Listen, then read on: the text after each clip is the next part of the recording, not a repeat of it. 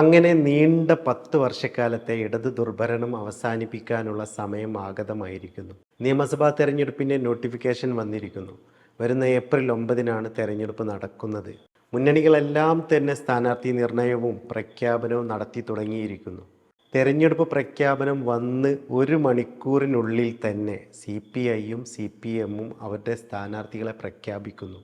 പ്രഖ്യാപിക്കപ്പെട്ട സ്ഥാനാർത്ഥികൾ road show വരെ നടത്തിയിരിക്കുന്നു. ഇതിൽ CPMൻ്റെ ലിസ്റ്റിൽ ഉൾപ്പെട്ട പലരും നിയമസഭയിൽ വരാൻ യോഗ്യരല്ല എന്നാണ് ഫേസ്ബുക്കിൽ ഒരു സുഹൃത്തിൻ്റെ കുറിപ്പ് കണ്ടപ്പോൾ മനസ്സിലാക്കാൻ സാധിച്ചിട്ടുള്ളത്.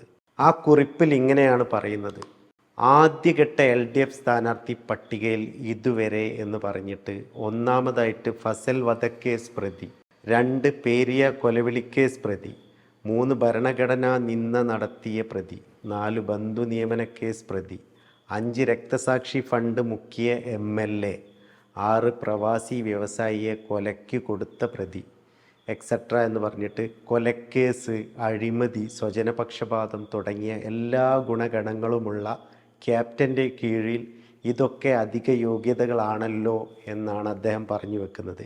എന്നിട്ട് അദ്ദേഹം പറയുന്നു കേരളം ജയിക്കും, UDF നയിക്കുമെന്നാണ്. ഇത് എഴുതിയിട്ടുള്ളത് ഷജീർ ഇക്ബാൽ ദളിത് എന്ന് പറയുന്ന ഒരു സുഹൃത്താണ്. അദ്ദേഹത്തിൻ്റെ നിരീക്ഷണവും നിഗമനവും ഒക്കെ വളരെ കറക്റ്റാണ്. നിങ്ങൾക്കും ആ ലിസ്റ്റ് നോക്കിയാൽ ഈ പറയുന്ന യോഗ്യതയുള്ള ആളുകളൊക്കെ അതിലുള്ളതായിട്ട് കാണാൻ പറ്റും. അപ്പോൾ മറ്റൊരു വീഡിയോയിൽ വീണ്ടും കാണുന്നത് വരെ നന്ദി.